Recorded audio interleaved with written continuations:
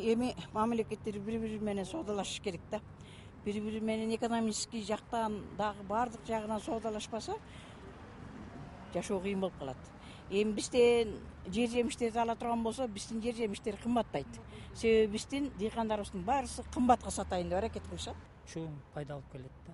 Анткени мурда биз Россия менен ушундай соода кылып жүрчүбүз. Кийин алар чет өлкөлөрдөн көп алган үчүн биздин границаларды жаап киргизбей жатканда азыр ачты. Бул эл үчүн өтө жакшы болуп аткан. Биздин продукциялар, например, картошка, жашылча жемиштердин баардыгы мурун өтпөй атканда, азыр без жанакы эч кандай лабораторный документсиз эле өткөрөбүз деген маселени коюшпадыбы. Бул биз үчүн абдан жакшы.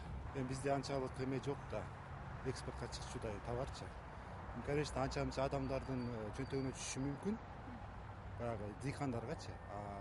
Биякта мисалы үчүн ишек тургунда канча потребление кылат ал уже эмеде. Зыян алып келет. Кыргызстандын жер жемиштери экологически таза да.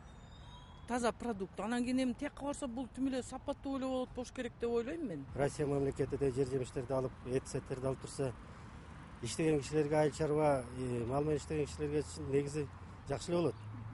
Андан кийин деле баягы элдин көп мындай карапайым эл коркконун себеби деген баягы өзүбүздүн эле ошо өсүп аткан дааныбыз, өсүп аткан жер жемиштер, мал эттери кымбаттап кетеби деп кичине мындай переживание бар да элде.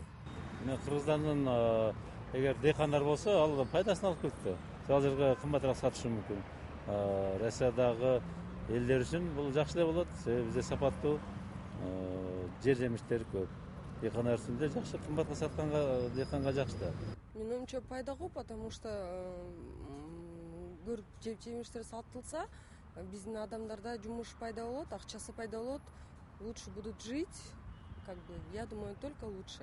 Конечно, жакшы жумуш да ал деген.